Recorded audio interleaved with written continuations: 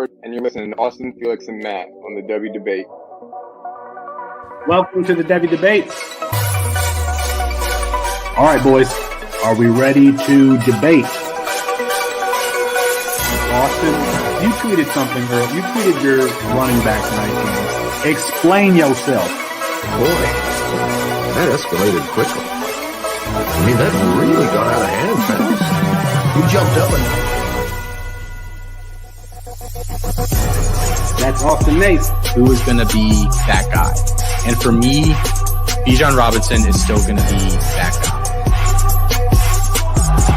Back to the ground with Robinson, who spins and then tries to bounce it. A stiff arm, another one as he rides it, keeps his balance. They're going to say he stepped out, but I'm Felix Sharp. I know you didn't think that we would get through this episode without mentioning the name one Zach F. Wilson. Screener draw.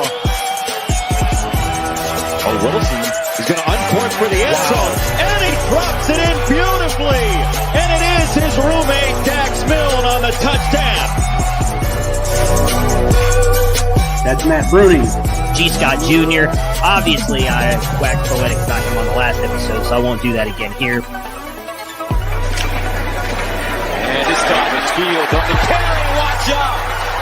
Justin Fields, hello Columbus, 51 yards. Bruning, are you ready to go head-to-head with me? I am. Got to get my popcorn out here. Hold on. Got to continue. I forgot. Kyle McCord is going to end up winning the job. He's going to be rated higher.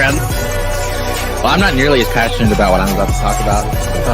Our apologies because Herb Street ran out of time. We'll get him rescheduled soon. And for Matt Bruning and Austin Nace, I'm Felix Sharp. Good night and good luck.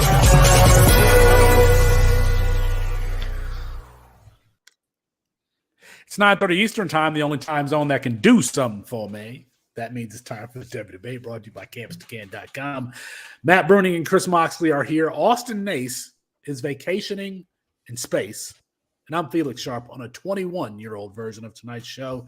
We rate Ohio State skill position players and some other teams in the Big Ten for the upcoming NCAA video game. Listen, I know we've done that a few times, but we're going to go through some more players here.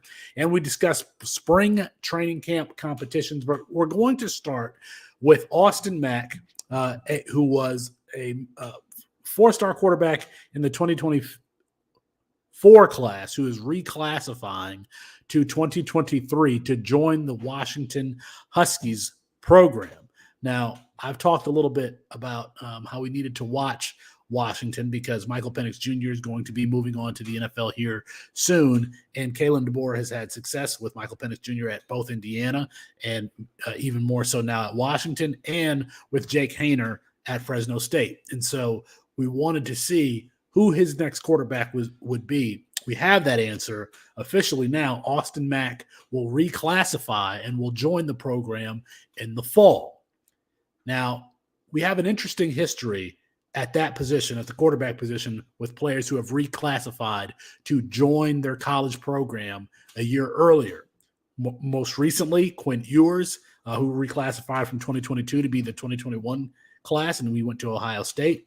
JT Daniels in 2019 reclassified to join the 2018 program there at US. Jake Bentley at South Carolina was the class of 2017 and reclassified to 2016. Going outside of the quarterback position, Tony Grimes was a 5-star for the class of 2021, but due to the pandemic and not having football that year, he reclassified to North Carolina in 2020. Matt, the history with regard to players reclassifying and going to their college programs a little bit early and skipping that senior season, it's kind of shaky. It's shaky. I mean, Ewers might be the most successful of the players that we've just named, and he really hasn't lived up to the hype. So, and I can talk about Mack's skill set, but do you think that there's something here, some concerns to be worried about with regard to players reclassifying and joining their college programs a year early?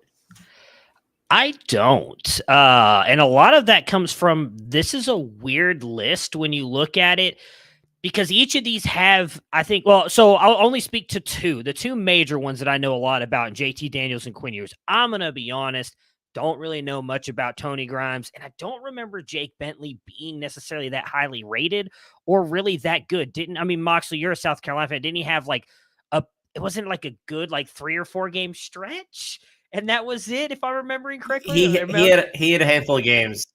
Yeah, okay. He was better when he was at South Alabama. That wasn't anything amazing. So if you're looking at it just from the quarterback position here, Ewers is a very weird situation. We've talked a lot about this, right? Even his junior season, he only played in a handful of games as well because he had that double groin surgery. It was a big thing that we talked about for 2 years. He did not play 2 entire seasons because when he went to Ohio State, he didn't do anything. He was the 4th string quarterback for most of that year until Jack Miller got that DUI. So he was not even getting practice reps. JT Daniels, I think we kind of forget how good he looked to start that season. Then he got hurt. Keaton Slovis takes over, and then it's really been the injuries that have held JT Daniels back, right? Because we've seen the flashes. People may not remember this because of what Stetson Bennett's done the past 2 years, but there was legitimate talks before the 2022 SEC championship game that JT Daniels should be starting that game, not Stetson Bennett, because he was supposedly healthy. JT Daniels had shown flashes. I don't think him reclassifying hurt him. It was the injuries. Quinn Ewers, you could argue the same thing with the double groin surgery and all that other stuff. The difference with Mac here is he's coming in here and realistically, he's going to be competing with Dylan Morris because the only other 2 quarterbacks on that roster, I believe, are both walk-ons. So he's going to be competing with Dylan Morris when he gets there. And I won't be there for spring. He's not coming until fall. So he'll be competing for that backup job, which I would not be surprised. He's not going to take it to start off, but could he get there toward the end of the year and actually start getting some practice reps and then take over next year in that offense after Michael Penix is gone? I actually don't have any fears about that for Austin Mack because he doesn't have those injury history or anything right now coming in.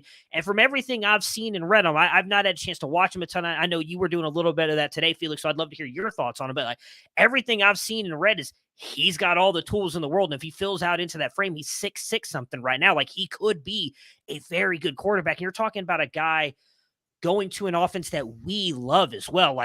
Say what you want. I know you've been a big supporter of Michael Penix. He's got some interesting tools. He was inconsistent without DeBoer, had the best season he's ever had last year. You're telling me you're going to give him now a guy who's got all these tools and a year to work with him too in that system before he takes over? I personally have no fears or qualms right now about Austin Mack reclassifying and going to Washington. It's a different school. Maybe I would have a little bit of concern, but with Washington, I really don't. And Jason in the chat mentions Braylon Allen, who reclassified. He had the nerve to reclassify as a 16-year-old junior and went to college as a 17-year-old. So there's at least one success story. Mox, go ahead. Yeah, I was just going to comment before. I know you've watched a good amount of him now, Felix. So I don't want to get into the scouting debate beforehand, but this is a huge win for the Washington program. It cannot be underscored how important him reclassifying is, because they lost out on Lincoln Kineholz, who I think was going to be their guy up until when he reclassified early, or he committed to Ohio State, early February, late January? I don't remember the timeline exactly. So no, y'all it was were in the right before early. Well, what's really signing day now? It was a little bit before the December signing day. I want to say it was maybe 3 weeks or so before that. Okay. So he was their guy for a long time, and then he went to Ohio State. And I don't know that it's a bad decision for him. I think it's a pretty talented quarterback. But to get a guy in this class that is as good as I think Austin Mack could be, you have to feel really, really good as a Huskies fan. This reclassification is so important to what they want to do there. I just think it's really exciting if you're Kalen DeBoer and just being a fan of the Huskies, period. This is huge for the program. Regardless of how good or bad you think Mac is, getting a quarterback of his caliber after missing on Kineholz in the cycle, huge. So, not even Kineholz. I know that this was before DeBoer, but you're talking about this is the highest rated quarterback recruit they've had since one Sam Heward, who obviously just transferred out earlier this year to Cal Poly, right? Like the whole thing is Cal Poly, baby. What? Well, hey, I have a lot of thoughts on that. I actually think he could have a really good season. We've never even talked about that with the I saw coach that he has 24/7. there. Oh, I'm in a Sam Heward too. It's his former high school coach. Yeah, and he who's put up there all at those. Cal Poly. Yeah, put up those amazing stats in high school. But regardless, the big thing I think that Moxley was kind of touching on there too, that we haven't like come fully out and said either, is like they can't lose him now either.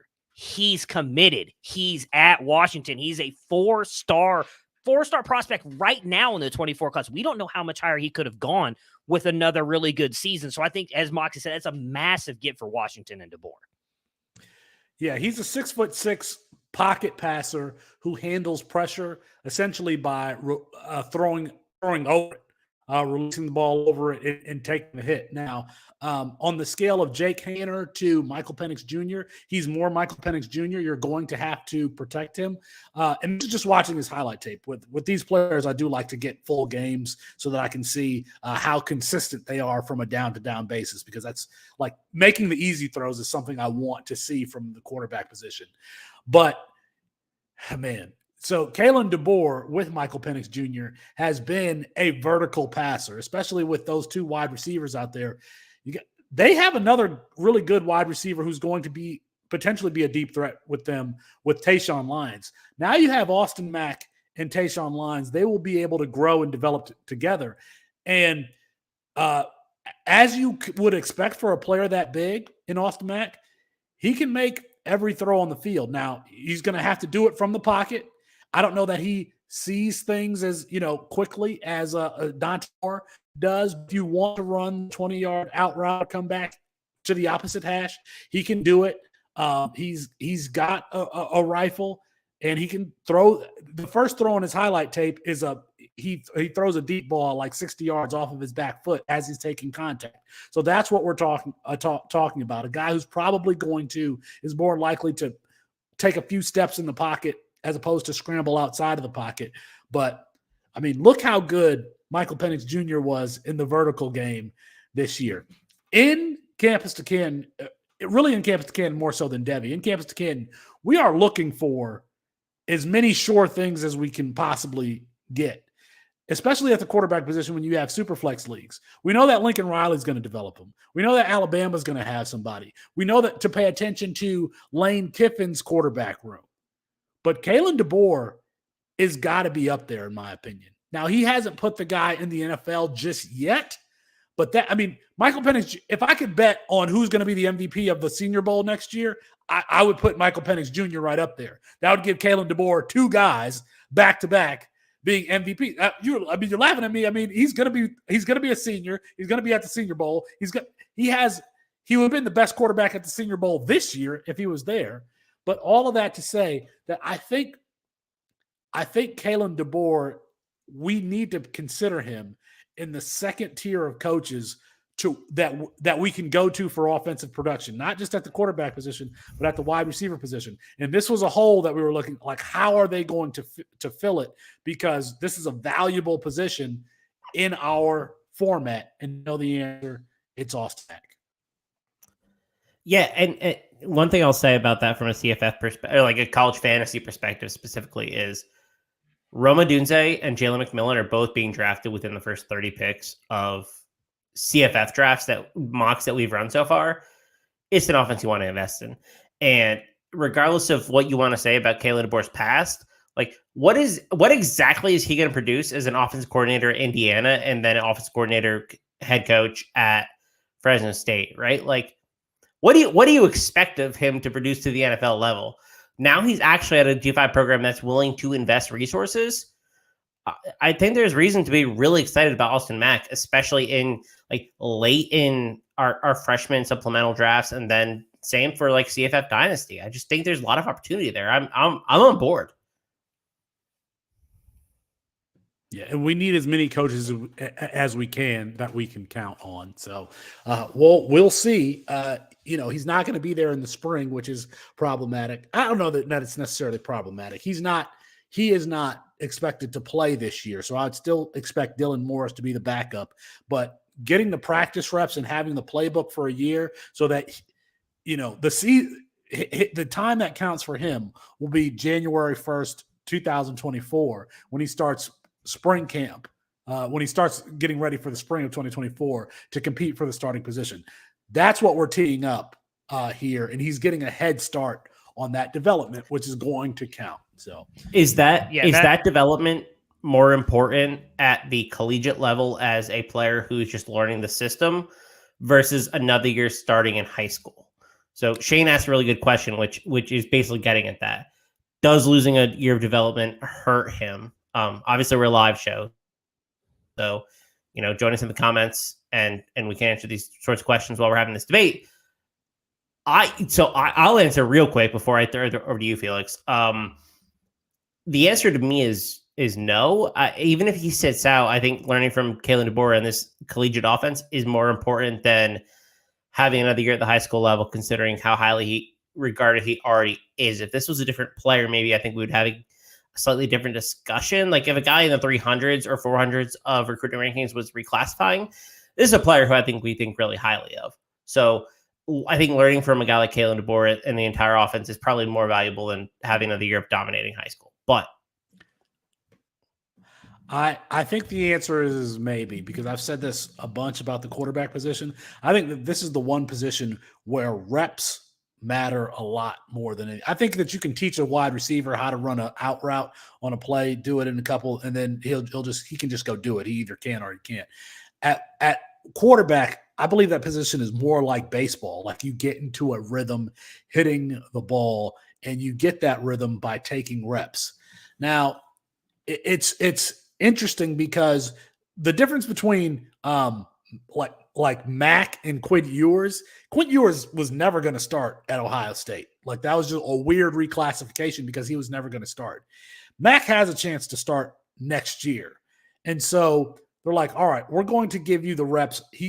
As a third string quarterback, if he is the third string quarterback, he's probably running scout team. So he is practicing against the first team defense all week. He's probably also in the meeting room with Dylan Morris and Michael Penix Jr. studying the game plan. So he's getting, studying the playbook and at the same time playing against the first string defense on the scout team.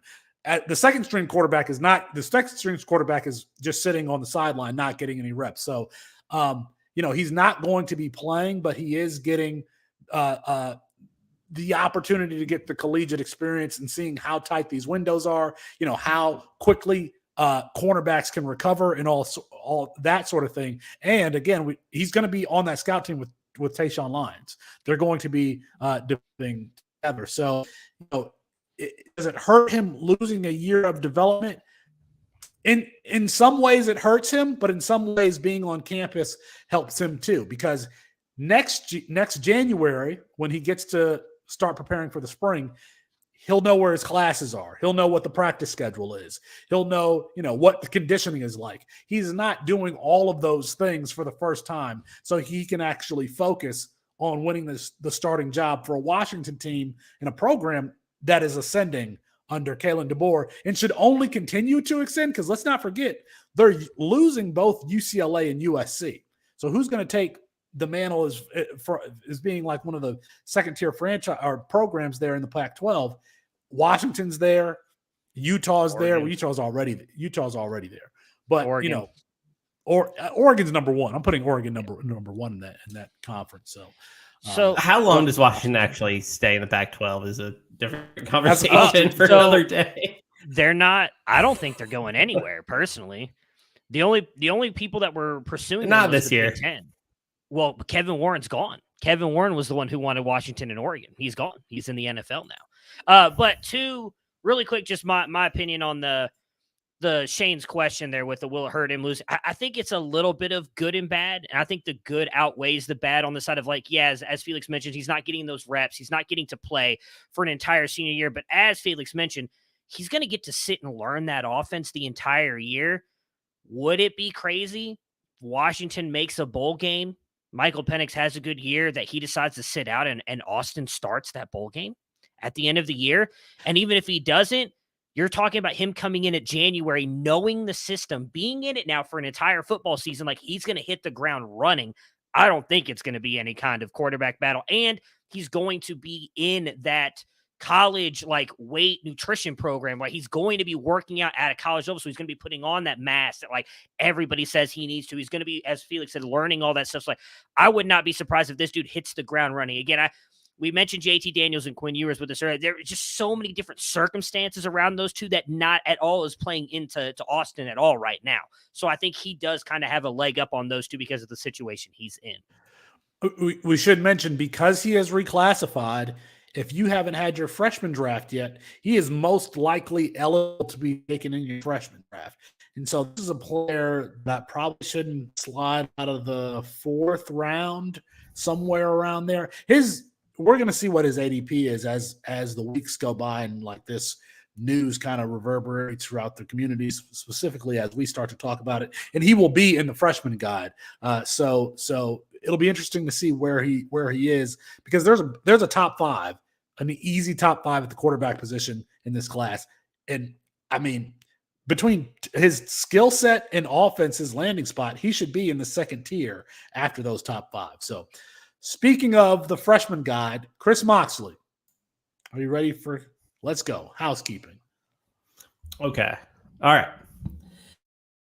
If you're watching on YouTube, make sure you are liking and subscribing to our channel. This video helps us grow our content across the platform. Raise your views are also really important to us. Make sure that if you are listening to any of the podcasts after the fact, whether it's on Spotify, whether it's on Apple, make sure you rate and review. And if you want to roast us, that actually be really good content for the show. So give us a 5-star review. We'll read your roast out loud. That's a deviation from our usual shtick. We have an incredible podcast lineup as well. We're promoting and producing content every day of the week. We have Chasing the Natty. We have Campus Life. We have Back to Devy, which produced an awesome sleeper episode this week, which absolutely check it out. Devy Debate, Can't Unbound, the official that comes out on Saturday. We have you covered almost every single day of the week for your listening and a beautiful ears. The most important piece of information that you're going to get from the show tonight might be that on March 1st, we are releasing our freshman and supplemental guide.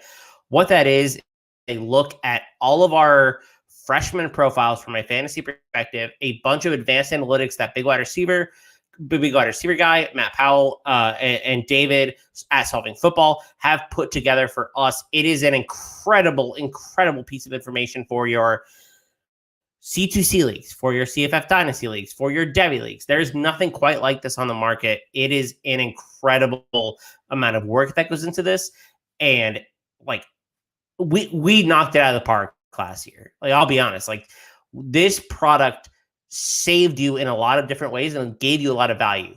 We were much higher on Quinshon Judkins. And you know who we were lower on? We faded Emmanuel Henderson. Emmanuel Henderson. Yeah. Emmanuel Henderson, who was RB1 on every service. And we said, no, this dude's running back, he's wide receiver. He was classified as wide receiver today. This is a guy that many people contribute to who are incredibly smart. I think is probably our best product. Many are saying this. Many are saying this. The freshman. I hate doing the freshman guide. It really is a lot of fun, and I'm starting to get excited because Fantrax has turned over 2023 leagues, so you can go and you can start setting queues. And so, I've got Dante Moore in my queue. I've got Justice Hayes in my queue, and there's a certain thrill about not seeing a player play at the college level and projecting them to the NFL and drafting that player and tracking their progress. So if you aren't or haven't played in the Campus to Canton League, really encourage you to try it. Go to campustocanton.com to sign up. And even if you're not playing in Devy or Campus to Canton Leagues, you can look at all our rankings. You can use our tools for your rookie drafts. It is the best value there is in the fantasy space, starting at $2.99 a month. $2.99 a month, because we want the information to be accessible to everyone. So support what it is that we're doing. We're talking about spring training camp quarterback battles tonight. There are a lot of quarterbacks who are going to the NFL this year, leaving some of these positions wide open, Matthew. And I think we have to. I mean, we have to start here at Ohio State. This definitely, the quarterback at Ohio State always matters. It matters for the supporting cast around with the wide receivers and the running backs there. I mean, Marvin Harrison Jr. probably doesn't need to play this year. He's going to be a top 15-ish draft pick. Travion Henderson is probably going to be a day 2 NFL draft pick if he decides to declare next year. Mayan Williams could find himself there. But we need to know who the quarterback is going to be. And there are 2 really highly touted guys there, Matthew, and you're plugged into that program. Kyle McCord, 5-star quarterback in the 2021 class, the 28th overall player out of Philadelphia, played with his high school ball with Marvin Harrison Jr. And Devin Brown, the 4-star quarterback 6, the 46th overall player in last year's class, played at Corner Canyon with where Zach Wilson went to high school, a guy who's just not afraid of tight windows. He can move around a little bit. I mean, with Drew Aller, probably had the strongest arm in last year's freshman class. Matthew, what are your thoughts on this quarterback battle and who you think's going to win? I mean, we already know who you think's going to win, but give us your thoughts on the quarterback battle. So, as being as unbiased as I can possibly be in discussing this, you're starting battle, off with lies. Lies from here on with Matthew. Lies. It is going to be a very interesting battle, in my opinion. There's a lot of different narratives going into this one. Obviously, Kyle McCord has 2 years in the system, which we know matters to Ryan Day. He has a lot of veteran deference, as we've talked about before. Devin Brown, supposedly, and I'm going to say supposedly because I'm going to say something here in a minute, is more athletic than Kyle. And I do think brings a different dynamic than Kyle can with that part of things, because we saw, at least in the Georgia game, how CJ Stroud was able to, in my opinion, he was the best player on the field in that game, in my opinion. And a lot of that had to do with what he was able to do with his legs and picking up first downs, extending plays, something that Kyle is not going to be able to do the way that CJ did, that we imagine Devin Brown will be able to do. Now, I still don't think it matters, and I do think Kyle is going to get the job. I do think it's going to be a tight battle, and I honestly think I shouldn't say regardless. If Devin wins it, I do think Kyle transfers. If Kyle wins it, I do not think Devin's going to transfer based on things that have been said. I know people are not going to like that. There's just a lot of belief in what Ryan Day can do for that. The one thing I will say is they are already there and doing stuff. I don't know exactly when their spring stuff starts. I know Shane had asked in the chat, are we going to be getting updates? Yes, dude, I'm busy, but I promise we'll get spring camp stuff up and going. I know stuff kicked off in the next week or so. We'll get to it. I promise you. Ohio State's doesn't start, I believe, until March. I will say that there's been a lot of testing stuff so far this week, and I can say that one of those quarterbacks in pads run 20.5 miles per hour today. The other ran 20.2, which is probably not a big difference, but I'll let you guys try and figure out who ran which one, because I know the answer. But I do think Kyle McCord is going to end up winning the job. I just think being in that system for 2 years and being Day's guy, which I do think is a little bit overlooked. He was the first guy that Day went out and actually recruited. He picked him over J.J. McCarthy. C.J. Stroud came in late, was a year ahead of Kyle McCord. I do think all that's going to end up mattering a lot. So I don't think there's that much difference between the two of them, talent and skill-wise. And I think at the end of the day, Kyle's going to be the starter for Ohio State. Well, Kyle has been there 2 years. Ryan Day seemed to prefer pocket quarterback. And so Devin Brown's athleticism, I don't think serves to his advantage in this situation, because Ryan Day doesn't want you to run anyway. So he should win the job. But Devin Brown is a really talented player in his own right. So, Mox, any thoughts about the quarterback battle there and who's going to win? I mean, you're probably on board that it's going to be McCord. I mean, he's a junior. He should win. Yeah, I think it's going to be McCord. I actually have a McCord Heisman future. So, I put my money where my mouth is, right? I think that he's going to win this job, and I think he'll be a productive player in this offense, considering he's going to be buoyed by Emeka Egbuka and Marvin Harrison Jr. I just think he's a better fit currently. I think Devin Brown might get there in his next year, and that would be fine. I don't, like Matt said, I don't think he's going to transfer, and that would be totally cool with me too if he wants to be the guy next year. They don't really have a quarterback coming in the next class who's going to just light the world on fire. I mean, Dylan Raiola decommitted a couple months ago, so all right, let's go down. Seen a little bit of No, I was just gonna say we've seen a little bit of Kyle McCord. Like he's only started one game as a quarterback at Ohio State. 13 for 18, 319 yards, 2 touchdowns, 1 interception as a true freshman in like the third week. Pretty good. It's the fourth week, I think. Was it third week? I think it was the fourth week. It's the fourth week. Oh, I'm sorry. His third or fourth week is a true freshman. I'm just saying. Just saying. It was the fourth week because they had Oregon. Tulsa was the game that obviously, Stroud could not throw at all, and he ended up getting benched. All right, let's go down south to Alabama. Alabama, the last couple of years has always been a program scores a lot of points, and their quarterbacks have been prolific passers. Tua Tagovailoa, Bryce Young, and Mac Jones have all been really prolific since Jalen Hurts left in the second half of that championship game, and they've been a prolific passing team. They've got 2 interesting players in 5-star Ty Simpson, the quarterback 3 overall, the 26th player in the 2022 class, and then Jalen Milroe. He was quarterback 13, the 86th overall player in the 2021 class. Played this year, was 31 for 53, 297 yards, 5 touchdowns passing, 3 interceptions though, and did add 31 carries for 263 yards, 1 touchdown.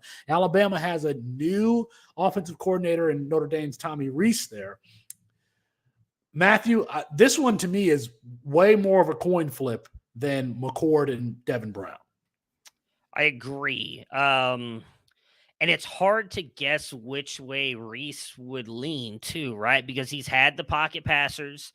They also had Tyler Buckner last year, who, at least in the Ohio State game, was not playing horrible for his first real start in multiple years.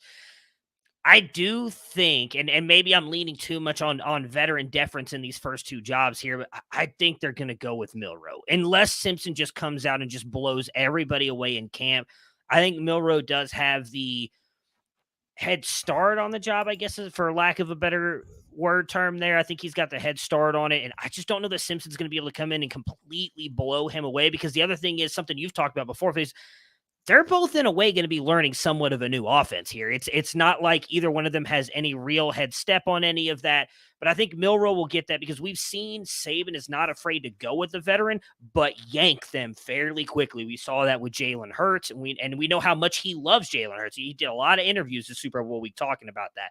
I think at the end of the day, it does mean that, for me at least, I think Milroe gets the first crack, but as soon as he starts struggling, I think he will have no hesitation to pull him and throw Simpson in.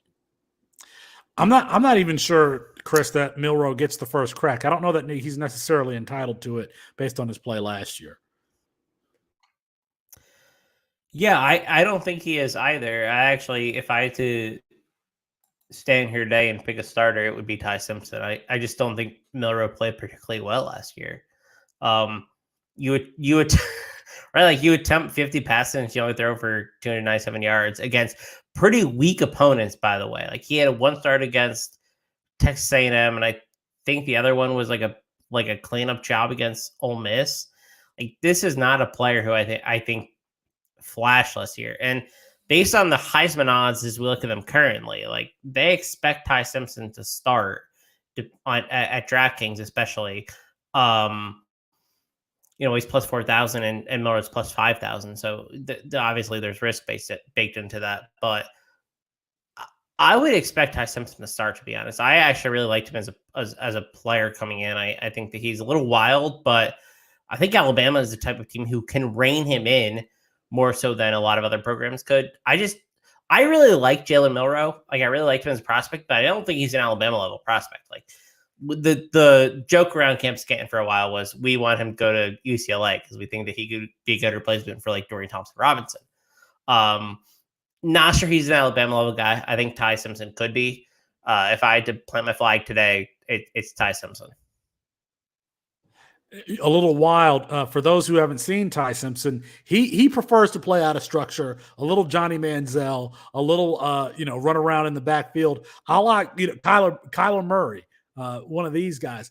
It will this Alabama team does not necessarily have the straw that stirs the drink. This is a terrible analogy. I'm already messing it up, but the last couple of seasons they have had that guy or several players who were that guy on offense. Jahmyr Gibbs and Bryce Young last year. You've had Jalen Waddle, Jerry Jeudy, Devonta Smith, all the quarterbacks that I've mentioned. That this team does not have like that dude on it this year. Now, maybe Ty Simpson can become that, but this is an Alabama team that could lose 2 games next year. I don't think that would surprise anybody. Like there's not that dude, at least on offense, that the game plan revolves around just yet. Is it Jace McClellan? Is it Malik Benson? I don't think it's. Is it Ja'Cory Brooks? I don't think so. It's not Jermaine Burton. He had his opportunity last year. So this quarterback battle is going to be really, really interesting. That spring game is going to be in April, and I'm sure that we will build some content around that spring game. Let's go out west. We absolutely. So one thing I will say about the Alabama quarterback battle, the Alabama quarterback of the future, in quotations, might not even be on the roster right now. It might be Julian Sayin, who is coming in next year, and he might be the guy that they're targeting over Simpson, over Milroe, to be like the heir apparent. I don't think Milroe wasn't ever intended to be like that guy. I think Simpson may have been targeted to do so, but Julian Sayin, I think, is the guy that they're really like trying to fit into the Alabama mold. So just from thinking from a Devy perspective, or like a C2C perspective, right? Like it might just be Sayin is your answer to the question, and he's not even on. He's a year away. All right. A guy who is not a year away is Dante Moore. He is out west in Los Angeles at UCLA. This is one that we're going to beat this dead horse because we've talked about the UCLA quarterback battle a couple of times, but not everybody heard it, but you can check out last week's episode. We had Alan True on. Alan is in Michigan and has seen Dante Moore probably more so than anybody in the evaluation community. But Dante Moore, the 5-star quarterback, the number 3 quarterback overall, according to the recruiting services, the 5th overall player in the 2022 class. And he's got Colin Slee there, the transfer from Kent State, runs this up-tempo offense that Sean Lewis is taking to Deion Sanders' Colorado Buffaloes. Last year, Colin Slee, 59% completion percentage, 2,109 yards passing, 13 touchdowns to 5 interceptions. He did run. He did have 89 carries for 492 yards and 4 touchdowns. Matthew, we're kind of speaking on one accord with regard to this. There's no incumbent at UCLA. They're both new to the campus. They're both new to the system. One guy just played G5 Power 5 football last year, but Colin Slee is not in the same universe as Dante Moore, as Chris Moxley shakes his head vigorously. I mean, yes, I agree with you. In my opinion, he is not, when you talk about the overall skill talent. Now, if I'm going on the essence of this question on who wins the job coming out of spring, I am choosing Colin Slee because I do think that he wins the job coming out of spring. I just personally do not think he keeps the job all year. I know our CFF team loves him. They got about as much of a man crush on Colin Slee as I do on Kyle McCord. It's a little bit ridiculous, especially for a dude who completed 59% of his passes last year. And we were told he's going to be this great CFF asset in this Kent State offense against the super awesome MAC competition. He was going to do all this stuff, and he threw for, what was it again? Was it 2,100 yards? 2,700 yards? 2109. 2109. Not 4109, people. 2109 against MAC competition. We talk all the time about there is a step up in competition everywhere from these levels, high school into college, and then G5 into P5. Now, I get it. The Pac-12 is not playing in the SEC competition. But to me, it is insane to just suggest that Colin Schlee is going to come in here and be this world dominating quarterback because he played in a veer and shoot offense last year. Again, completing 59%. Like, at least DTR completed better than 59% of his passes. At least he passed for more than 2,100 yards. I mean, you guys just wanted to knock, Chris Moxley just wanted to knock Jalen Milroe, saying, I hope he goes to UCLA to be the next DTR. Like, is that all we're hoping for? Because I don't think that's what Chip Kelly wants. I don't think Chip Kelly goes and gets Dante Moore if that's all he wants is another DTR. In fact, I think the commitment of Colin Schlee happened, I believe it was an entire week before Dante Moore actually signed on National Signing Day to UCLA. So I don't know that they actually knew they were getting Dante Moore. So he had to have a plan ready. He goes and Colin Schlee, who has fit his offense and does everything that he's done in the past. But at the end of the day, Dante Moore, I'm just going to give you some stats real quick. And I know high school, whatever. So dude threw for, hang on, let me pull it back up here again, 8,708 yards in his 4 years as a varsity starter for Detroit King. 116 touchdowns to his whopping 8 interceptions. That's pretty good, in my opinion. On top of only losing, I believe it was 5 games his entire high school career, being back-to-back state champion and being there 3 times. I believe he lost his sophomore season, but then won it his junior and senior season. We're not talking about some like 4-star 120th ranked prospect. We're talking about one of the top prospects in this class. If Chris Moxley thinks 4-star Austin Mack can come in and do something for Washington next year, I don't know why you don't think Dante Moore can't do that with UCLA, because he is better. He is a guy that can step up. And I'll be honest, I would have made Moxley respond to that, because I'd have just mic dropped on that. That's a really good point. I want to bring up point. Want to bring up one other thing, and then I'm going to say this because I want to put this on record so I can make myself go fact check this. I know Nate Marquise, who's a brilliant mind. That dude is incredibly smart. I listen to everything he says, and I know recently he dropped this thread on like freshmen who have started at the quarterback position. I think it was like over the last 3 years, and you got to go back to like Bo Nix. The big thing with that is I really think COVID affected that a lot more than we give it credit for. Something I've talked about in these quarterbacks not being able to start. Caleb Williams finally got a chance to start. And all those guys that went into jobs last year, the one that everybody said was the most quote unquote ready was Cade Klubnik, who was going in with a guy who had been in that system for 2 years, and Cade still ended up getting that job. Colin Schlee is coming in and having to learn this offense day one with Dante Moore, who was there already learning the offense with him as well. At the end of the day, if we're talking about most talented player, I'm not trying to say Colin Schlee is a bum, but he is not as talented as Dante Moore. That's just a fact, folks. And I'm sorry if that hurts your feelings, but it's the truth. And Mox, we're going to let you respond, but this is what I think is going to happen. Chip Kelly could have every intention to start Colin Schlee, but then they get reps in practice. And Dante Moore, he's just going to be like that. He's just going to make play after play. And I think the team is going to know that he's the better option. Dante Moore is going to create a problem and throw these plans out of whack because he's going to be that good in practice. That's what I think is going to happen. Can I make one more comparison? I think actually fits very apropos. Is that the right word I want to use here? To what is going to happen at UCLA? No? Okay, well, I was trying to be smart. No, I was saying we don't have to use words, right? I felt bad. Austin's always here giving like his, because I already know he hates this take, and he's probably yelling and throwing things at his computer as he listens to this. I think this is very much Texas quarterback battle 2022. And Colin Schlee is Hudson Card, who hasn't actually been in the system. And Dante Moore's Quinn Ewers coming in as this highly touted prospect who's considered extremely talented. And I guarantee you, if he does what Felix just said, there's going to be a push to start him day one, because they want to win a Pac-12 championship before they head off into the Big Ten and probably be like the 6th best team in the Big Ten. All right, we've boxed Mox out. We've boxed him out. He's been quiet. He's been patient. He's rolling his eyes. Come on, Mox. I haven't said anything. I have made enough.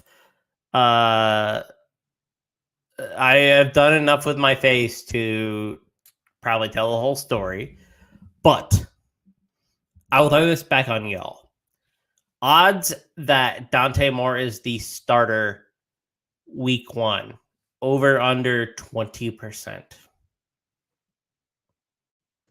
I don't know what the odds would be, but I would take this bet, to be honest with you. Like if I get plus, So you think over? You think there's a better chance that he starts week 1?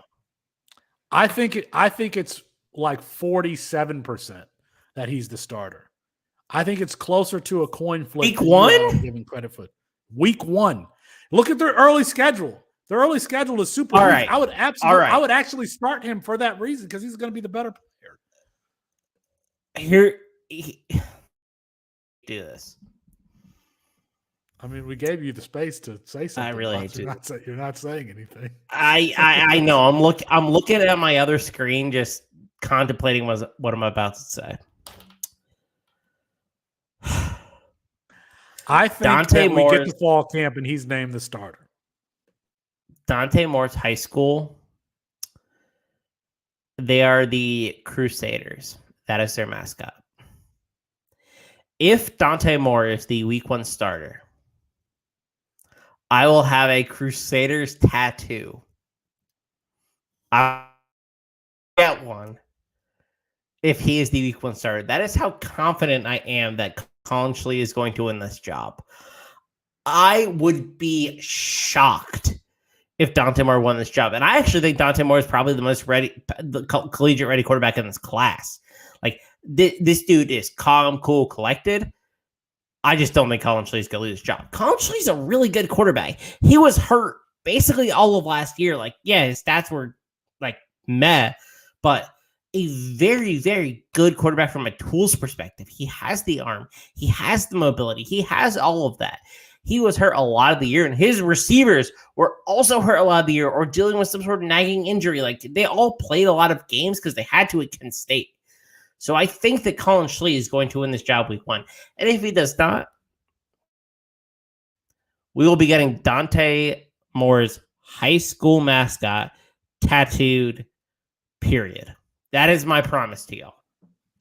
I know that we should keep these discussions because we have a lot of them short, but quite frankly, I've never had anybody complain about a podcast being too long, one of ours. But no.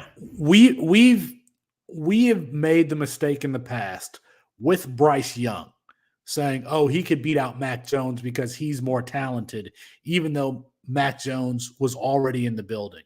There's probably other players that I can't think of off the top of my head where they say, hey, they can come in and start week 1. In none of those situations was there the guy who was allegedly going to start also new to the program and the playbook. They're both starting with clean slates, no history with the coaches, and one guy is better. So I don't understand why there's this objection from those at Campus to Canton to the idea of Dante Moore starting from week 1, when if you look at that schedule early on for UCLA, it's soft. It is exactly when you would want to start a freshman quarterback before you get into conference play, and you play Oregon and you play Utah. Okay. That's the thing that makes sense. I want to ask you a question on your argument. Okay, go ahead. Who is you? Your argument, Mox. I'm on Felix's side. What do you want? Who else am I arguing with? All right. Go. Shoot. You just mentioned you think Dante Moore is the most ready, which we all agree with. Alan True said that last week as well. And yes, you said that you're betting on Colin Schley because he's got the tools and the upside. He hasn't figured those tools and upside out. You know who has? Dante freaking Moore, who's showing up in camp. Like, I'm going to bet on the Dante Moore, the collegiate level, has been just such an excellent producer. I am so satisfied with Dante Moore has done. Let me ask you this then. I'm gonna keep going on this point then. Last year, you and your boy Austin, because I kicked back on both of you. I don't remember if Felix was on this train, so I won't throw him in there with you. We're on the whole. Cade Klubnik's got the tools. He's better than DJU. He's going to start week 1. If you think Dante Moore is better than Cade Klubnik, who is going in, I'm talking. He goes to Clemson with DJU, who's been there for 2 years, and you guys are saying Cade's going to start week 1 because DJU's not that good, but you're not going to give Dante Moore any respect, who is, as Felix mentioned, coming in a better player at the same time as Colin Schlee and learning that system. It makes no sense. He's pointing out your inconsistencies. That's his strategy there, Chris Moxley. And he seems to have left you speechless. Dabo Swinney does not abide by the laws of physics. I just don't think there's a bone in his body that would start a true freshman quarterback over his guy. I find that hard to believe. But when we talk about Dante Moore and we talk about Colin Schlee, they brought in Colin Schlee for a reason. Like, this was not a guy that they just... they didn't think they would have a quarterback. It was before Dante Moore. If they had brought him in after Dante Moore, I would agree. Okay, whoa. Time out. Here's a question I want to ask y'all. So Felix is 47% confident that Dante Moore starts. What are y'all putting on the table? What are table stakes here? Because I've already said that I've got a tattoo of his alma mater. I did not say he's starting week 1. I fully admitted I think Colin Schlee starts week 1. Okay, I just don't think Colin Schlee's going to hold the job. Okay, so Felix, what is the table stakes? I have no. I want you. I wasn't prepared for that. I want a Kent State Golden Flashes tattoo that is. I have no tattoos. Do you have any tattoos? Do I have any tattoos? No, but I'm going to get a million because I'm making all these. He's been wrong on a couple of those draft bets this year, it looks like. No, what I'm saying is 2 inches wide Kent State tattoo. We can think about stakes. I'm not agreeing to here tonight on a tattoo bet. Even though a Kent State Golden Flashes tattoo would not be a bad tattoo. All right, we've talked about UCLA's quarterback position this whole offseason. Let's move on here to Tennessee. Nico Iamaleava, who really got the discussion started about how much quarterbacks are worth in NIL. The rumors were, according to The Athletic, that it was the $8 million deal. That was before we heard Jaden Rashada's deal of the $13 million, and Chris Moxley continues to make fun of me. He's the 5-star quarterback, but there is some momentum. There is some momentum behind 6th-year QB Joe Milton, who was in the 2018 class at Michigan. I think we all remember him being a pretty terrible passer at Michigan, but a decent athlete, a 56% career passer, 0.27 EPA per play. I understand that that's bad, Chris Moxley. And a 56.1 QBR. And as far as QBR, about between 75 and 85 is pretty good. That being said, I mean, Joe Milton, we are discrediting Joe Milton for what we saw at Michigan and what we saw at Tennessee before Hendon Hooker was there specifically. Or I don't know, was Hendon Hooker there or was he just injured that game against? He was Joe there, Milton. he was just injured. No, Joe Milton ran out was of bounds. named. No, the Milton starter was named over. Right, he was named. I forgot about Joe that. Milton was named the starter over Hendon Hooker.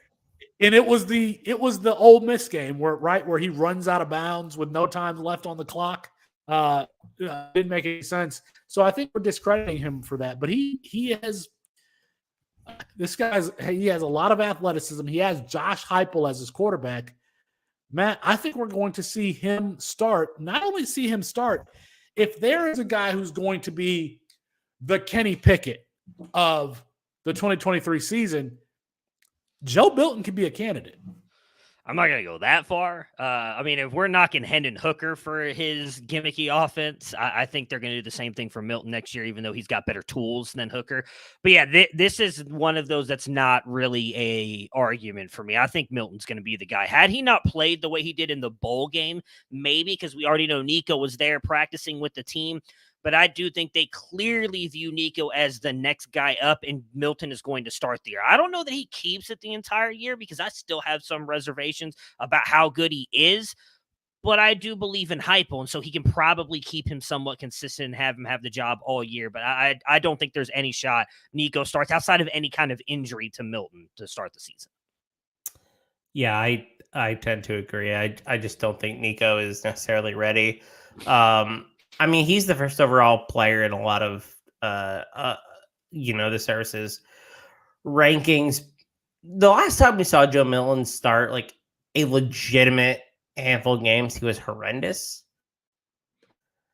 I think he can be better in this offense. I think Josh Heupel can scheme him up, and I think this offense, which is basically Baylor's offense from 10 years ago, is productive enough. And I think what we saw from him in the Clemson bowl game, the Orange Bowl, was good enough. But yeah, I mean, Felix listed out his stats earlier, right? Like his QBR last time we saw him was horrendous. His EPA per play, horrendous. Like this was not a good player last time we saw him. So he needs to do a little bit of work. But there's no chance I think Nico Iamaleava is gonna start week one. He might come on like if Milton's really bad, he'll come in. But I think Milton has to be really bad. Like it won't be like mediocre. Like he'll have to be terrible because I think Nico needs a year to develop, especially from like a strength perspective too, not just like from football IQ perspective, but like building body mass. Like he is Slender Man. I've said this many times. Like he is a very skinny quarterback who needs to add weight in a traditional strength training program, and I think that he can do that at Tennessee, but he's not quite there. So I think Joe Milton will probably start in the majority of games this year. I think one of the largest starting quarterbacks we have in college football, 6'5", 244. Matt, you mentioned that bowl game against Clemson. He was 19 for 28, a 67% completion percentage, 251 yards passing, 3 touchdowns.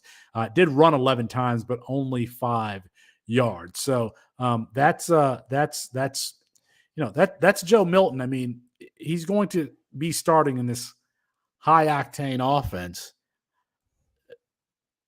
If this offense produces similarly to what it did last year, then Joe Milton is going to be at the center of that. So, probably a value in C2Cs right now. And because of that value, I would take a shot on him. Let's go to Wisconsin. Tanner Mordecai transfers from Oklahoma to SMU, now to Wisconsin after losing the job to Preston Stone.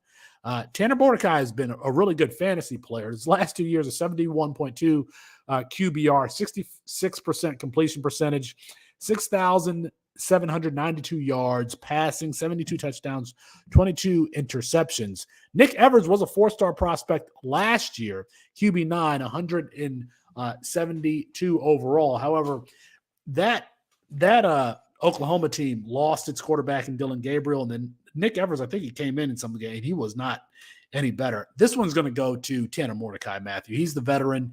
He's going to start for Phil Longo in this newly revamped Wisconsin offense.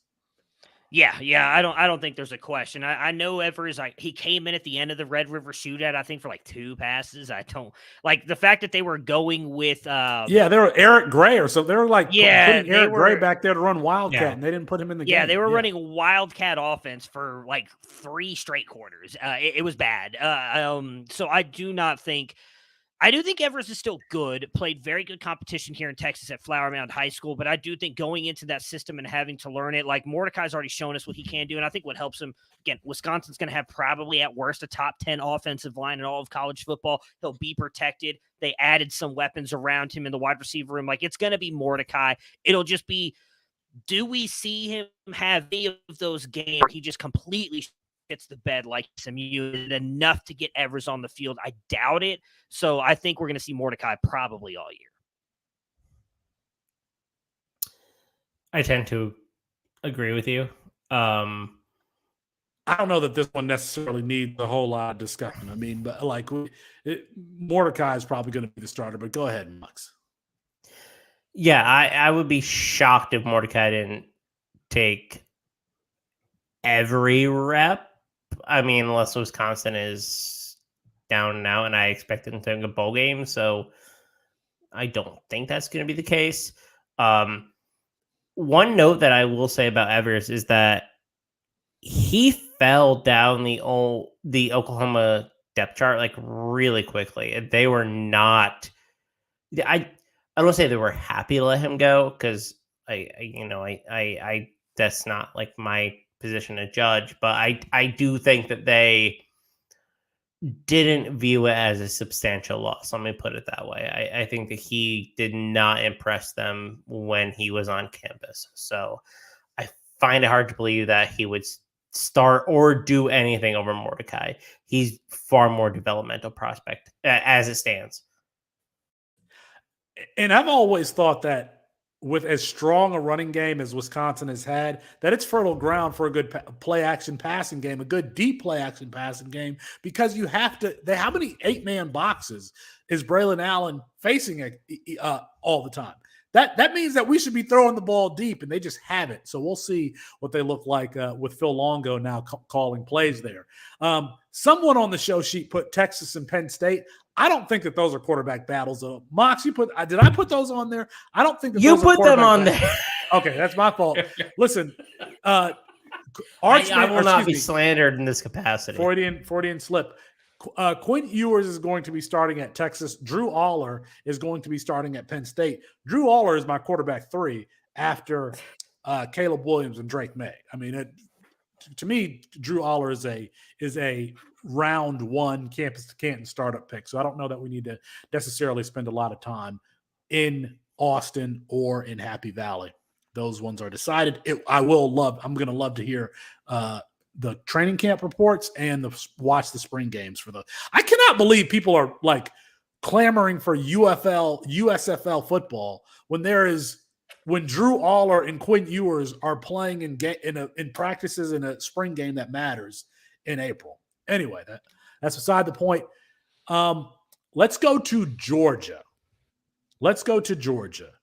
Carson Beck, I guess Brock Vandegrift, and I'm forgetting. Gunnar Stockton.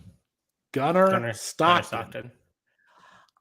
I have to think that Carson Beck is the leader in the clubhouse, given that he was the backup to Stetson Bennett for the last 2 seasons. Brock Vandegrift, a 5-star. I think Brock Vandegrift is probably gone after this spring. Gunnar Stockton, I don't have a good feeling for how talented he is or his commitment to stay there.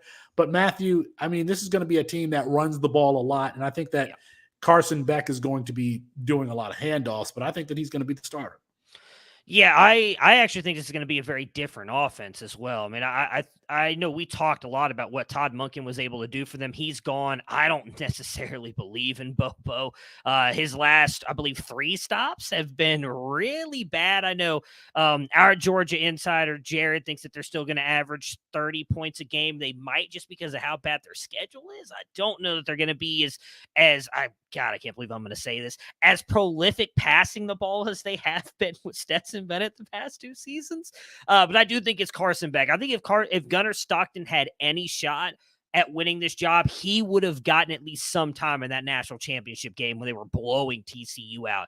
And he didn't sniff the field. It was straight to Carson Beck, and it was straight to Carson Beck in every time that they were blowing teams out. Gunnar Stockton didn't get on the field, I believe. So that to me speaks that it's going to be Carson Beck. It's one of those things where it almost like Tanner Mordecai, Nick Evers, who we were just talking about. Like, I think Carson Beck has such a lead on it. Like, Gunnar Stockton's have to come in and be absolutely perfect in camp to catch him. I don't think that happens. And I like Stockton. I think he's a very good quarterback.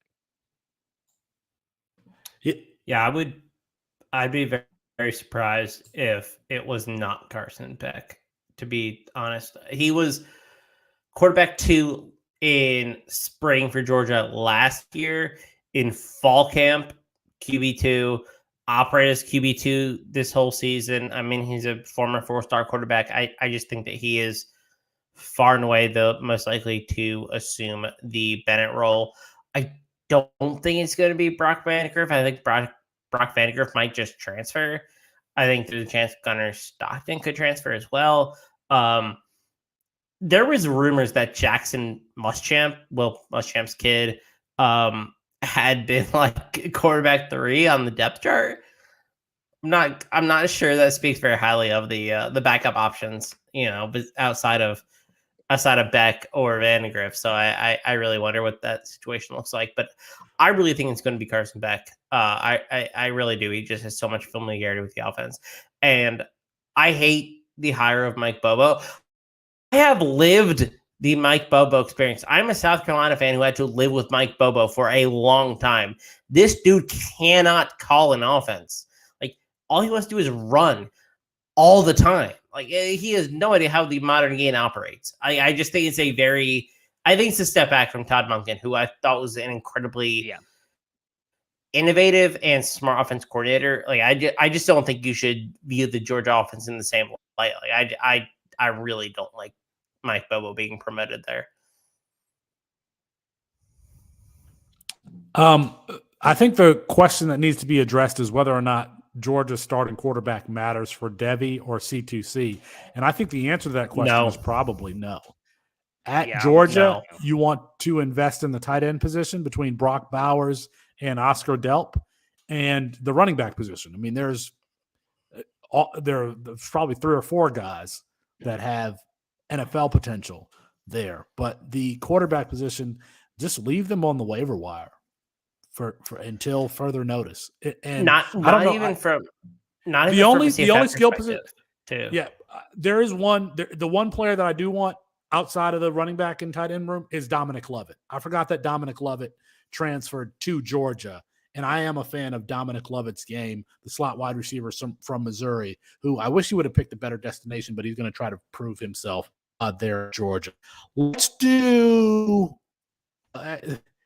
well, it's not like we've got a time commitment or anything. And if you're done with the podcast, you can just hit done and not listen to the rest of it or listen to the rest of it later. Old Miss is interesting because of how high he had been on Jackson Dart as a company. Really, that's Austin's fault. His transfer from USC to Ole Miss, he goes with his teammate there, Michael Trigg. They were a package deal. And now they have Spencer Sanders. There at Ole Miss. I don't think Jackson Dart is not starting if you bring in this veteran quarterback, Spencer Sanders. I think we could potentially see Jackson Dart hit the transfer portal again after this spring, after they name Spencer Sanders the starter. I don't think Matthew? so. I think it's going to be Dart. Yeah, I mean, clearly, I was a fan of Dart as well. I don't want to slander Austin. I'm pretty sure Austin dropped him at some point, but I did make the bet with Chris Moxley that Jackson Dart was going to have a better season than Caleb Williams. That it was close, I think. Right? Like we were close, but I think Caleb Williams kind of pulled it out toward like after week 1. Caleb Williams kind of started running away with it. After week 1. It was close before week 1. It was close week 1. Jackson Dart, though, he played better toward the end of the year. We've talked about this before. Like, Lane Kiffin has a very interesting offense. And there have been a lot of talks you can go look up. I want to say Cover 3, but Elliott talked about this. There's articles on this. Like, Spencer Sanders has come out and said he was not promised anything. Like, he knows he has to come and compete. And there's a lot of talk that this is also trying to help set him up for a future coaching job. I don't necessarily think that they brought him in just to be the starter. I don't know that he meshes that great with Lane Kiffin's offense to begin with. And he went out to get Jackson Dart last year, too. It's not like Jackson Dart was there and they were just like, hey, let's bring in a guy who's... So I think Dart's still going to be the starter. I think Sanders is going to push for it. But I just don't think Sanders is as talented as Dart, even though he hasn't lived up to the hype. And I forgot to mention Walker Howard is there too. Walker Howard is what, a high 4-star? I mean, he was a 5-star actually, but yeah, I don't think 5-star. But he was one of those guys that I think we were right on. Yeah, he was the one that I think, and I want to say wink. I'm almost positive it was Austin who said that like he's that 5-star that shouldn't have been labeled a 5-star. Like I don't think he's a good quarterback. I don't think he's great at anything. I definitely don't think he's starting. Like, he's easily the QB3. I think he's their future moving forward. I think it's going to be between Dart and Sanders, and I just don't think Sanders is more talented, personally. So, I am a Jackson Dart hater. I think like I think that's a fair label, right? Like I have argued against him for a long time. I think I released an article in December of 2021 that was basically sell Jackson Dart before Lincoln Riley even got there, and I just don't think he's like a super talented player, and if he is, it's more raw tools than it is production. Part of Jackson Dart's intrigue is how cool he looks as a player. I mean, he has very swag cool down. Yeah, swag index not included in this evaluation. He has a Drew Lockian level of swag on the field with the sleeves and the visor and everything. Very true. Very true. That's true. I shouldn't discount the swag index that Dart provides because the swag index is very high. In this evaluation, it's not included, but maybe it should be in future evaluations. I actually think he does start this year. There's been a lot of talk. I don't know if it's all public, but from a lot of people that I've talked to, Spencer Sanders was brought in to like push Dart, not necessarily compete with Dart. I don't know that Dart is like a special player, but I think he could actually really be a very good competitive collegiate quarterback. I don't know if the Devy upside is there that we thought maybe it was there a year ago, but I do think that Dart could be a really good player. And I think Sanders, like Matt talked about earlier, is angling more for maybe a GA role than he is trying to compete for the job. Because I don't think that was sold to Dart the same way that or the transfer sold to Dart in a. Where is this GA? He could have been a GA at Oklahoma State. What are we talking about? He could have been a GA. He didn't want to be at Oklahoma State, though. That's the thing. Like everybody wanted he couldn't go back. Yeah. Okay. With all that stuff that went on. Yeah, he was not accepted back. By the way, like he wanted. No, Mike Gundy said you are not. Once he entered the portal, Mike Gundy said you are not coming back here. Period. And I don't think anyone really wants to be at Oklahoma State now if they have the choice either. That is a program that is in complete disarray. Like I really don't think Mike Gundy. I don't know how Mike Gundy is dodging all these bullets with the stuff with Chuba Hubbard and the T-shirt and all that stuff. So, he's not anymore. Yeah, he's not anymore. It's all catching up. If you go look at a lot of the rumors, and like I don't want to. It's rumors, so I don't want to necessarily report anything. But I'll put it this way: Spencer Sanders was clearly injured. A lot of these games toward the end of the year was very well known. Spencer Sanders didn't necessarily want to play some of those games, yet he was forced to, is what's kind of being reported out there. And I won't say who was forcing him to do that, but the minute he had a chance to leave, he did. And that's why I think a lot of people are looking and say, oh, no, Lane Kiffin wanted him. No, he was trying to get out of Oklahoma State. If you notice, there was nobody else that offered Spencer Sanders. So I don't necessarily think that this means he's coming in just to compete with Jackson. I think there's a lot more going on there than we've talked about. Who gets an NFL head coaching job first? Mike Gundy or Eric Bieniemy? Eric Bieniemy. Mike Gundy will never get the job. I was playing into the Eric Bieniemy not getting one. Okay. I don't think. All right, let's move on. I know that there's more to say, but let's move on here because this is getting long. Matthew, give me 30 seconds on Florida. Who do you think is going to win between Graham Mertz and Jack Miller? I think it's 30 seconds. Mertz. Like in even his bad time, he's showed more than what Jack Miller did in that bowl game. That was bad. I don't think Miller's got it. Mox? I've gone back and forth on this because I actually think that I don't know. I think Graham Mertz is probably a bad player. But I do think it's going to be Graham Mertz. He's like the Peyton Manning type, the way he comes on offense. Many people are saying this. It's not going to be Jack Miller. There's no chance that they're going to go back to Jack Miller after what we saw. Like, Matt is 100% right. That was a horrendous performance. And when you can bring in a Peyton Manning type this offense, I mean, how you gonna pass that up?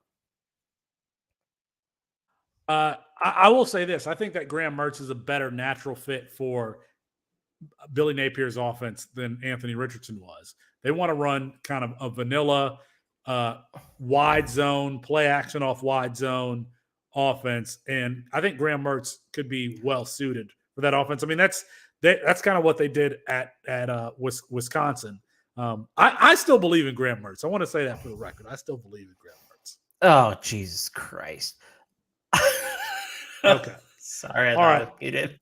We were going to play this game where we where we rated some of these Big Ten teams. We're going to have to save that for next week because it's just or the after show, which I don't even know if we're doing an after show today. We need to get Barnabas in here to correct our mistakes. Barnabas, our lead NFL draft analyst here, covered the Senior Bowl for us here at campusdecanton.com. Barnabas, how did we do tonight? Did we do all right? You did okay. So let's start with Ohio State. So I looked up snap counts here, which isn't really a fair metric, to be fair, right? But I think it does show that Ryan Day is definitely going with experience here because Devin Brown only had 15 snaps this past year, and no passing stats. So obviously that's a big deal when Kyle McCord had, so his start against Akron was in 2021. So that's not even counting this past year where he had 67 snaps. He was 16 of 20 for 190 yards, which isn't super inspiring, but fine, good enough considering that his most usage came against Toledo where he was 5 for 7 for 115 yards and a touchdown. So that's almost all of it, right? Everything else was 75 yards on 11 attempts and 13 attempts and 11 completions, right? So he was just dinking it there. Interesting note in the Alabama quarterback battle, I compared Ty Simpson and Jalen Milroe's freshman years in terms of snap counts. I thought that was more comparable because Milroe got the start this past year, so that skews the stats. Ty Simpson, freshman year, 30 snaps, 4 for 5, 35 yards. Jalen Milroe, his freshman year, 33 snaps, 3 for 7, 41 yards, and 1 touchdown. Both pretty uninspiring, but both got roughly the same usage. So is that just the freshman usage that, Alabama trots out there? Interestingly enough, we talk about Jalen Milroe as this athletic, super athletic, rushing guy. In their junior seasons in high school, Jalen Milroe had exactly 67 more rushing yards than Ty Simpson's junior season. Okay, so roughly the same, right? Senior year, Jalen Milroe has 559 rushing yards, and Ty Simpson has 862. Is Ty Simpson a better runner than Jalen Milroe? That's basically the stats we're looking at right now. So I don't know that we can really say. I mean, obviously we've seen on the field, Jalen Milroe is probably faster and maybe a better runner, but we can't necessarily say he's this huge weapon when he wasn't even doing it in high school against inferior competition. A couple notes about UCLA. So we know Dante Moore's crazy vaunted stats here, right? Anyone care to guess in his entire season how many games he had above 250 yards? His senior season? Sorry, Colin Schlee. Sorry, I'm Colin Schlee. Colin Okay, Schlee. Last year, Schlee, how many Penn State? Over 250 yards. 250 yards passing. Oh, God. 4. He only threw for 2,100, so I'm going to go or none. He had 2. He had 2 games above 250. How many games above 200?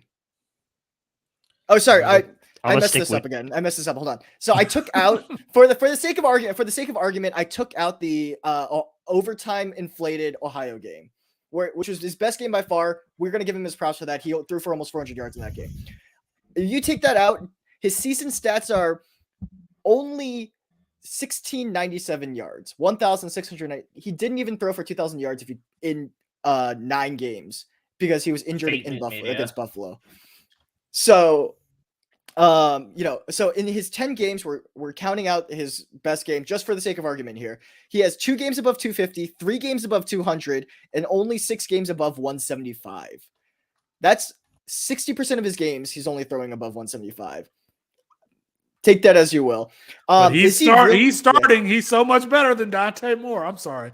So I'm sorry, if we're taking this tools about like, oh, he's a mobile quarterback, he knows how to run. We're not counting his Buffalo game because he was injured in that game, but he did have 44 rushing yards. So we're taking that out for the sake of argument. In the entire rest of the season, including that Ohio game, 448 rushing yards over 10 games. That's okay, doable, but is that a rushing quarterback? Do we call that mobile? I watched a few of those Kent State games, and he has the arm clearly, even if it's not necessarily complete every single time. But I don't know that we can call him a like that rushing ability. We don't actually have proof of that yet. And then okay, so for Tennessee, I have a question for all of you. Week 6 is the bye for Tennessee in 2023. Can Nico take over at week 6? No. I think it's Joe Milton's season. I think it's Joe Milton's entire season. Yeah. Okay, because I will say this, right? There is a situation in which Milton struggles enough in the first half of the season because the first 5 games are against UVA, Austin Peay, but then they have UF, UTSA, and South Carolina in a row right before that bye. So I'm just saying there is a world in which he struggles enough. He struggles enough in those 3 games that we could see, the boosters start to say, hey, we paid all this money for this guy. Where he at? So I just wanted to point that out. I'm not necessarily making a stand either way, but yeah, I think they'd have to lose 2 games for him to come in at that point. And you don't think there are 2 losses in there? No, I think Florida's going to be bad, like really bad this year. Okay. Do you think UTSA's offense isn't going to be good enough to overcome that? No. UTSA? I think there's a shot. UTSA? No. Oh, that spread will be like 24 points. Yeah, I don't think we see much of Nico Iamaleava this year. I think it's going to be Joe Milton. All right, that's going to be our show for tonight. It was a long one. And we have to play the game next week where we rate some of these players, and we'll continue to do that as we move forward. Apologies to Kirk Herbstreit. We ran out of time. We'll get him rescheduled soon. For Matt Bruning and Chris Moxley and Barnabas Lee, I'm Felix Sharp. Good night and good luck.